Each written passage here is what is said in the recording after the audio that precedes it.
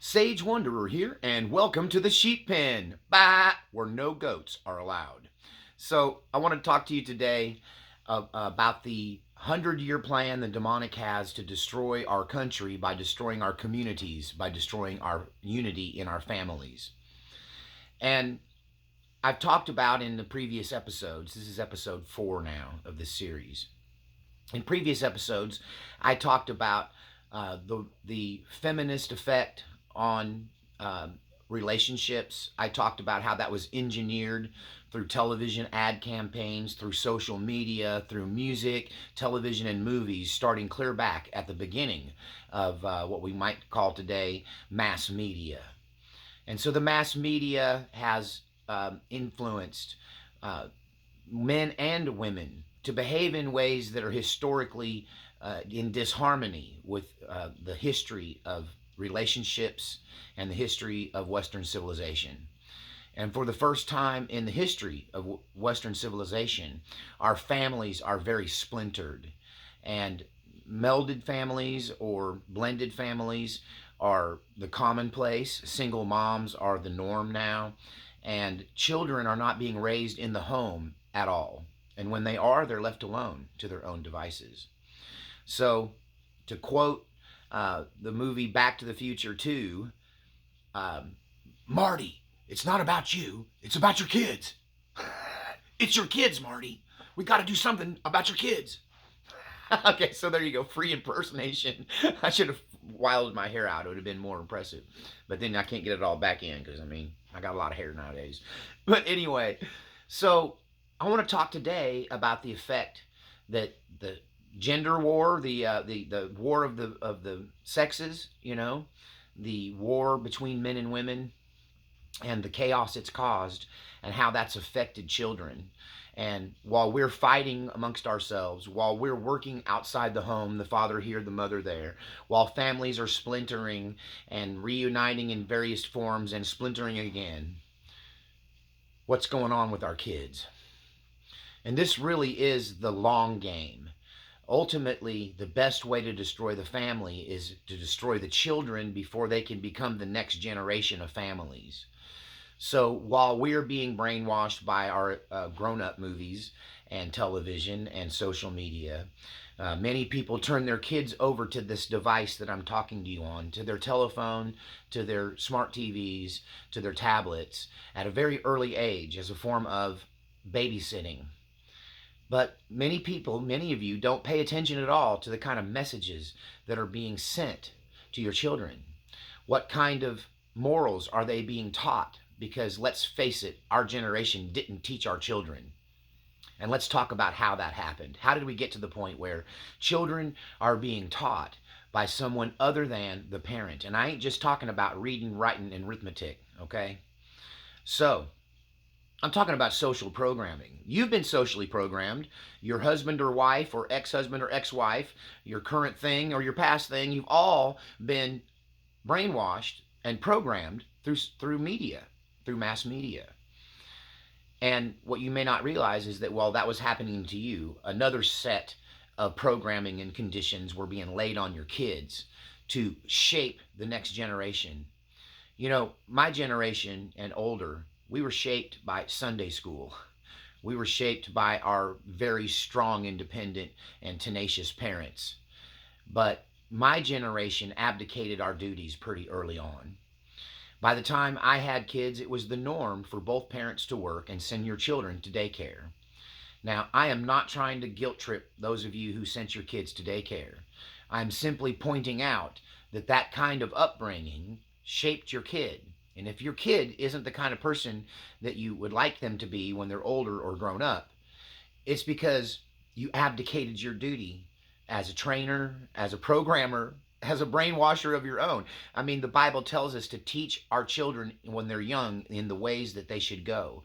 And the hopes is that they can face this tumultuous world and still cling to their early teaching.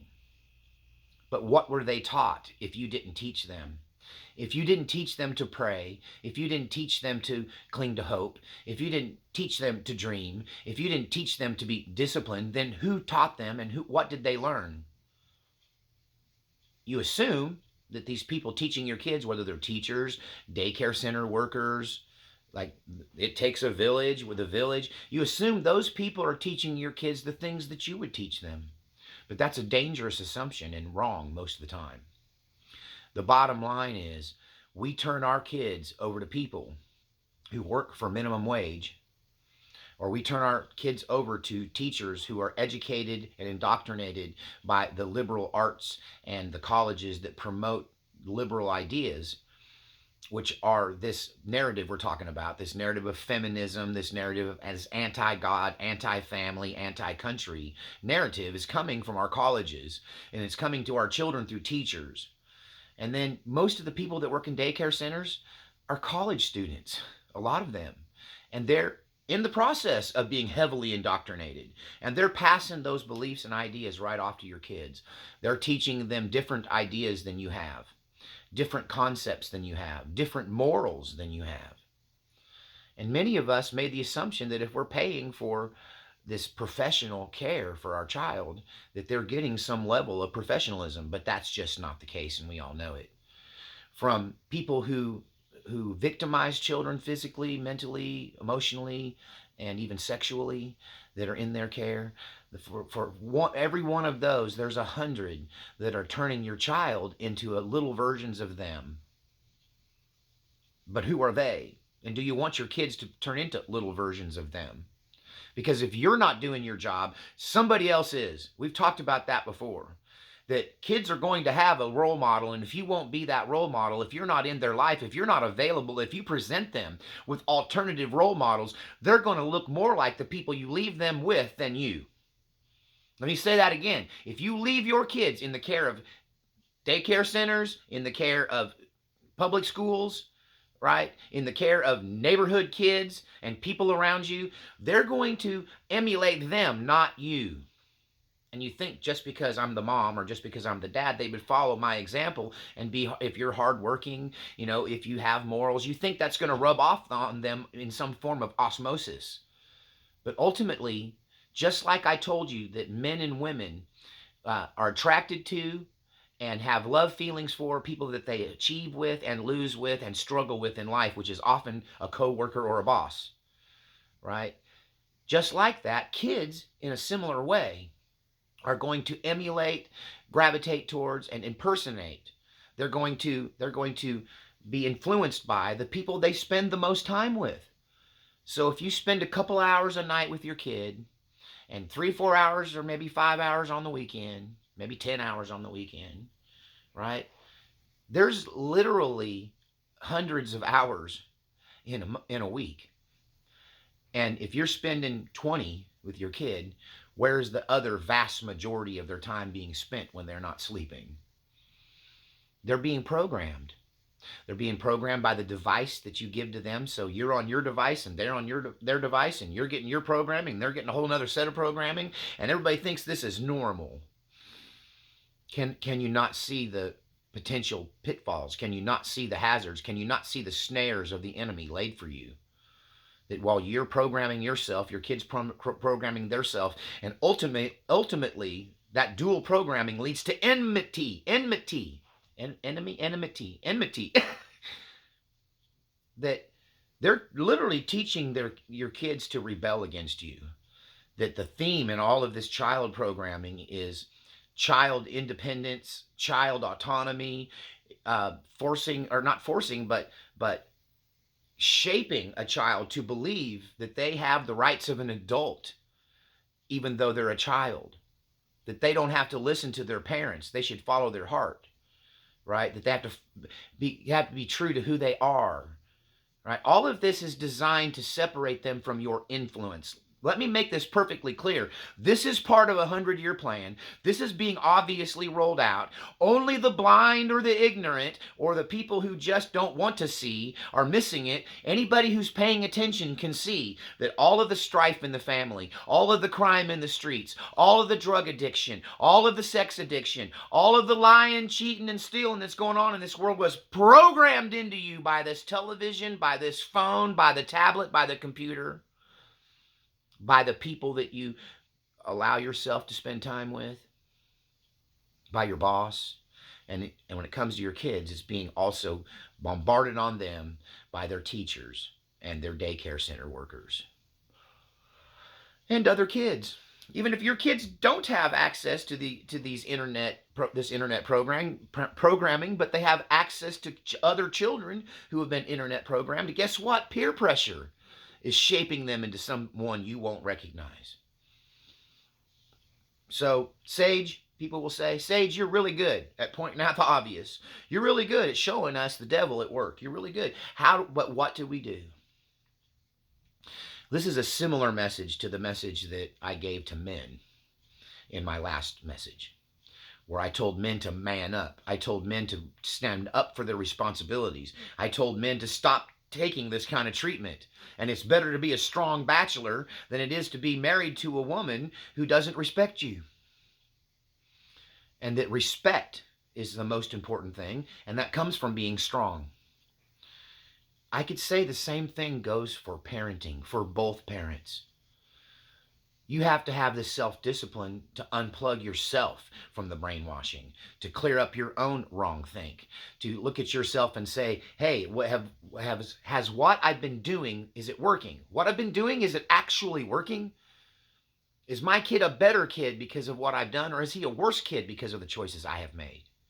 And then man up, woman up, like cowboy up, cowgirl up to this situation and make changes.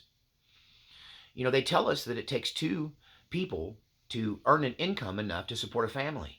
But when you drop your internet access, and I'm preaching against myself here, because you drop your internet access, you don't get to see Sage Wanderer, right? You got to do something. You got to filter it. You have to use your own discernment on what you watch, listen to, allow into your thought processes. You need to become realigned with the old way of thinking. You need to look back in time and go, where did we lose our way, and how do we get back to that point? And then apply that to your own life. So you don't have to have two incomes if you're not trying to pay for 2 or 3 very nice, expensive new cars. You don't have to have two incomes if you're not trying to buy every new gadget. If you don't need, honestly, in this world, you need a computer, a laptop, and a tablet, and a phone, right? Do you need all of this? I mean, can't you reduce your life, reduce what you need? Not just by reducing electronics, but thinking about simple things like eating at home instead of eating out all the time, right? There are a million ways to cut a budget. There are lots of ways to work from home. I've talked about this before. Not just because I think a woman should be home and working alongside her husband in whatever endeavors he's doing rather than working outside the home, but the kid needs to not be raised by daycare. Once again, I'm saying the hard truths. I'm telling you the things that people are afraid to say. It may hurt my overall success, and I don't really care because I'm following the lead of God. Someone has to say this.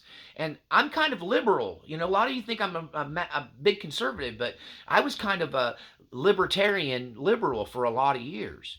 And I'm not still a dyed-in-the-wool conservative, right? I'm all about freedom. However, I am conservative when it comes to family and relationships and how things are supposed to work, because I did all that liberal stuff. If you look back in my videos and find my confessions, you know that I was a kept man for a while. I did reverse roles. I was a stay-at-home dad. I did my best to fill the gap because my wife wouldn't stay home and she wanted to be the one that worked. So I worked at night and I took care of the kids during the day. And my kids never saw a day of daycare, right? But I'm telling you that these conservative family type values aren't something we have to force on everyone else. But how can we expect the world to engage in family values if we ourselves do not have family values and do not operate in family values? What does family values mean? It means you value the family. A lot of people think that's some judgmental set of rules you apply to everybody else. But to me, family values means you value your own family. You value your relationships. You value the importance of people over things. And if I could say there's one theme that's being taught to the women, that's being taught to the men, and is being taught to all our children, is that things are better than people. Things you can trust. Money you can lean on. People are untrustworthy. You know, And maybe, and honestly, they're telling you truth, but the way they're framing it, the way they're making it seem, right? Yeah, people are unreliable, but money can't buy you love. I hate to quote the Beatles, but they had a point. You know what I'm saying? That ultimately, when people succeed financially, when people go for the almighty dollar, when they put commerce ahead of family, when they put money ahead of feelings, right? When they place the importance of material things over the invisible world, then you're creating a situation where none of the important emotional, spiritual, and even psychological needs of the people around you are being met. Not even your own emotional, psychological, spiritual, mental needs are being met. That ultimately, throwing people under the bus for the pursuit of finances is a common problem down through time, and now it's become the theme that they teach us. The theme that is being taught to us is your personal autonomy is, and your personal feelings are more important than the people's feelings around you, and you got to look out for number one, and you got to become financially independent for yourself. All of this stuff is leading to the separation of the family. That these people are teaching kids that they have important decision making skills that are superior to their parents, and how dare their parents tell them what's best for them, because don't you know what's best for you? And if a kid knew what was best for him, we wouldn't have under 18 set of rules and an over 18 set of rules, right? I'm over 18, so I can buy a shotgun, right? You can smoke cigarettes if you want in most states. You know, you don't have to check in with your parents. You don't have to answer to anybody. But if you're 17, that's a whole different set of rules, right? And the younger you are, the more restricted your rights are in the reality. But in this programming, they teach children that they're superior to their parents, that their parents are outdated, old timers, they don't understand the new world. I'm trying to expose to you a plot. Let's talk about video games. You know, you can not send your kids to daycare. You can be a stay-at-home mom or dad. You can be a teacher of proper morals, a teacher of proper ethics. You can be a beneficial source in your kids' life and shape them. But if you turn them loose to 5 or 6 hours a day of video games in these open worlds, you know, what you see just depends on where they're at in that game in the moment. And I was shocked as a parent, and went through and started really analyzing all the video games in my kids' library of games, because I let them play video games a lot.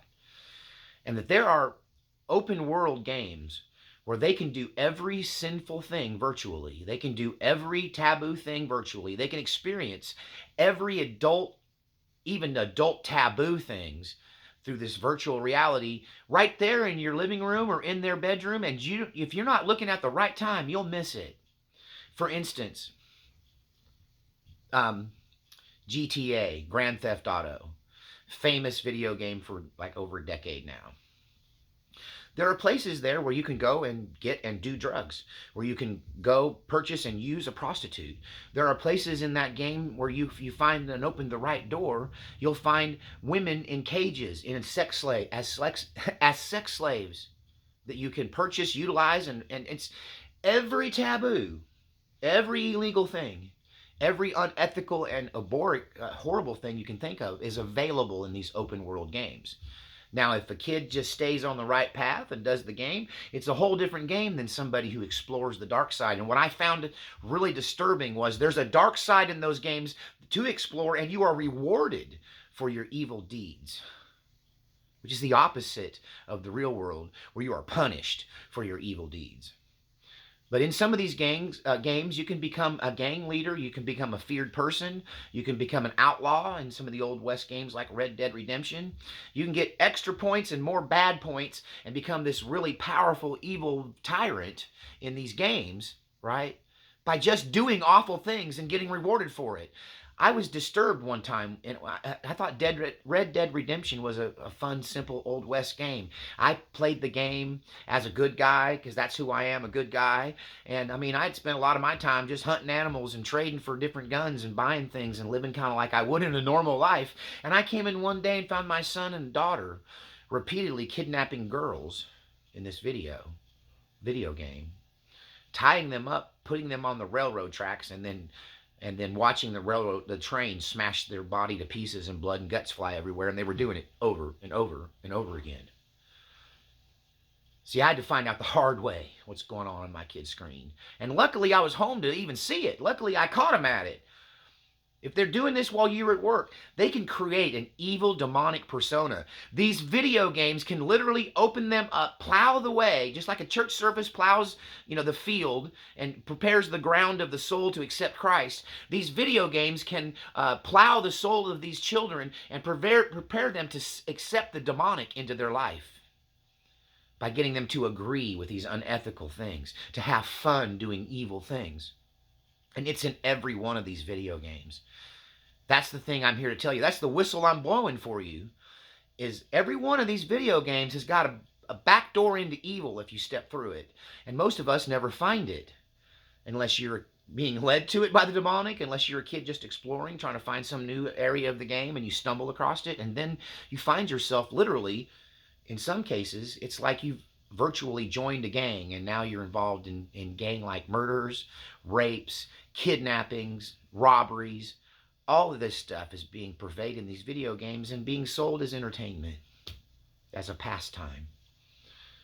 They're programming your children. They're turning them into drug addicts. They're turning them into killers. They're turning them into thieves. They're turning them into cheaters, liars. They're turning them into predators. Social media. How many kids have killed themselves because they didn't get popular on social media, or they got bullied on social media? How many deaths is this responsible for? How many kids have committed crimes because they were influenced by something on social media? Don't even get me started about rap videos that glorify underage kids possessing firearms. That one of the things I can say is that there is a lust for urban and even suburban kids who have had a steady stream of video games to want to illegally purchase and possess guns so bad they'll sell drugs to buy them. If you only knew what's going on in the homes of America while mom and dad's at work. So many ways the demonic can access your family through this technology.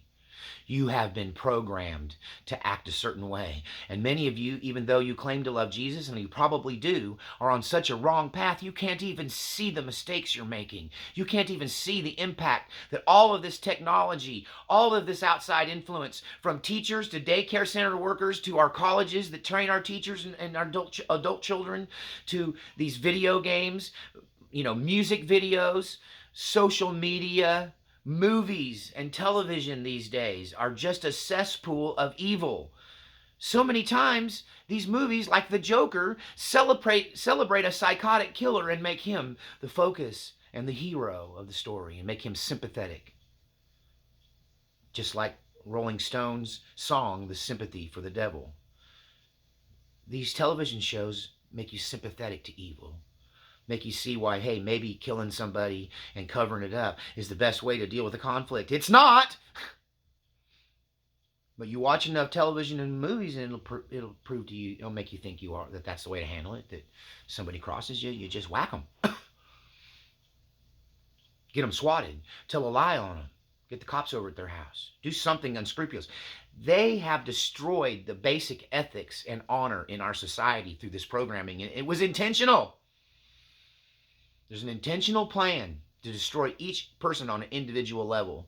There's a plan to destroy each relationship on a man-to-woman, on a person-to-person scale. There's an attempt to destroy every family and the children involved. To destroy the unity in the family so there can be no community. There can be no community of families. Then there can be no social unity. There can be no state unity, and there can't be any national unity. And we can no longer be in one voice because we're even at war with ourselves because of this. You're even at war with your own sense of right and wrong, that you are regularly afflicted by these engineered, fictional events in these movies and televisions and video games that cause you to be led to make unethical decisions or to empathize with the devil, to empathize with the bad guy. Don't you see they're destroying your morals in your own mind? Even those Christians that think you're immune to this somehow, if you're filling your mind with this stuff, that's what you're going to get. You ought to hold on to that remote, and you run across something, and regardless of the source, and it shows somebody acting unethically and getting paid off for it in the end, you should ban that whole movie making progress, that whole channel, whatever. Never go back there again. Tell anybody else who's watching it with you, that's not how you're supposed to act. They're wrong. That won't work out like that. In the end, the bad guy always loses, and he ends up in jail or dead, and that's the truth. They created an environment where the good guy's the bad guy and the bad guy's the good guy. Replaced black and white hats with gray ones. I think people should be strong enough to avoid the influences of these things, but let's be real. We're not that strong. Not even me. I see, though, how it's changed my ethics. I've reversed so much of the programming. It's one of the things that makes me different. I see the illusion now for what it is. I understand the stinking thinking that's got in my head, and I want it out, and I'm working on a daily basis to exorcise these demons of doubt and faithlessness and hopelessness and fear and paranoia, self-destructive thoughts. This is all being put into you through this thing they call entertainment. And nobody even talks about the elephant in the room. What better, more productive, more fulfilling things could you be doing than sitting every day watching fictional stories that are designed to influence your ethics, your thinking, your morality, and your spiritual walk? What else could you be accomplishing? You know, recently I was able to look at the archives online of George Washington, the founder of this country's personal writings. One of the things I found amazing was his beautiful handwriting. George Washington's handwriting looked like calligraphy. And because he practiced it. Because back then, books were so rare that when they gave you a book to read, you didn't just read it and write a book report. They made you copy it in longhand. There's copies of George Washington's handwriting reflecting Shakespeare and, copying history books word for word in calligraphy, essentially. Have you ever stopped to think that people of today without technology would be worthless in the old times? That there was a strength and that there was abilities and skills, and there were almost superpowers that these people from the old possessed that none of us possess without our technology. That's because we've wasted our lives watching TV. Just add up the hours and do the math. You'll be ashamed of yourself. Now, I'm not saying don't use this technology. I've talked about how we can use this technology. In the Pairing Coffee Talks alongside this series, I'm talking about artificial intelligence. And I'm talking about how the devil uses this technology in supernatural and spiritual ways that we don't even understand. Forget the programming. Their demons are coming through this machine at you when you're plugged into the right or wrong channel. But likewise, God can use this technology. So what I'm saying is police what you watch. Right? Guard your heart against this. Guard your mind against programming. Just because it's entertaining doesn't mean it's good for you. Be selective. Show discernment. You don't make friends with just every bozo on the street. Why would you just watch any television or movie? Why would you watch just any YouTube channel? Carefully select what you see, what you expose your family to, and especially what you expose your children to. Because like at the beginning of this video, I'll say it again. Marty, it's not about you, it's about your kids. We got to do something about your kids. If this is affecting you, what's it doing to your kids? If this is affecting your mind, your thinking, your ethics, what's it doing to your children? We've abdicated our responsibility as parents, my whole generation and everyone younger than me. Somehow along the lines, we thought it was okay to prop a kid up in front of a TV and ignore him for hours. Whatever makes him not cry, whatever makes him happy. That if you analyze some of these very infant shows just for little children, you'd realize that they are already, before they can even speak, being programmed, and you're doing it too by propping them up in front of them. They're being groomed for evil. They're being programmed for destruction. So what do we do about it? We do the hard thing. This channel, if it has one theme, I'm calling on all of those who listen, who claim to be godly, who claim to be good, who claim to be from the light, who claim to be Americans, that you do the hard thing for your country, for your community, for your family, for your children, for your husband or wife, and for yourself. It's a plea to snap out of it. Snap out of it. Snap out of it. You're asleep at the wheel. You're being programmed. You're hypnotized. Stop. I'm begging you. I may be preaching to the choir. Some of you may be hearing this for the first time. And it is a call to action. If you believe in this message, if you believe that I should be supported for saying the hard things, for putting my neck on the line, for risking my channel here to not talk about aliens and Bigfoot, but to turn it around on you and talk about the real problems in this world. If you think that if you feel that I'm doing something important and you want to support me, I need your support. That I live on a shoestring. I live literally from video to video, and I get just enough. When I get extra, I help out other people. And I've been blessed this holiday season to be able to help some other people. And I've helped them a great deal, and many of you pitched in to do that. So thank you for those special contributions, because they're going to other people, not to me.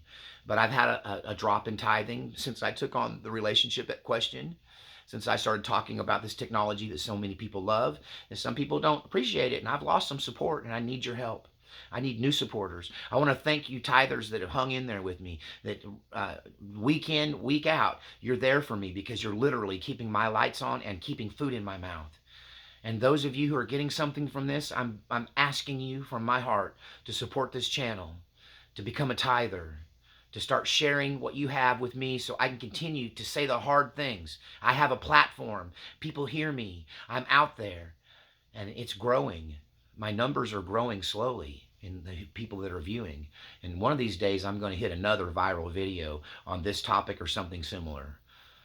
You know, I can see this taking off overnight. And you could say you were in on the ground floor and you helped me when nobody else would. So I desire your prayers. I desire your information exchange through the comment section and emails and the letters that I get in the mail. I want to thank all my contributors who contributed via mail, PayPal, Patreon. You know, it's a blessing to me, and it allows me to continue to do the hard thing. So let's all get together and continue to do the hard thing and support this channel while I say the things that no one else will say and talk about the things everyone else is afraid to talk about. Because I know God takes care of me either way, and He uses you often. So I value your support in every way, and I thank you for those of you who have been supporting me. It's been such a blessing. And I'll leave you with this powerful, powerful prayer. May the Lord surround you and all of yours in His ring of fire. Oh, I'm going to start over again. I feel the devil of miscommunication coming at me. Somebody needs to hear this prayer, and I'm going to get it right.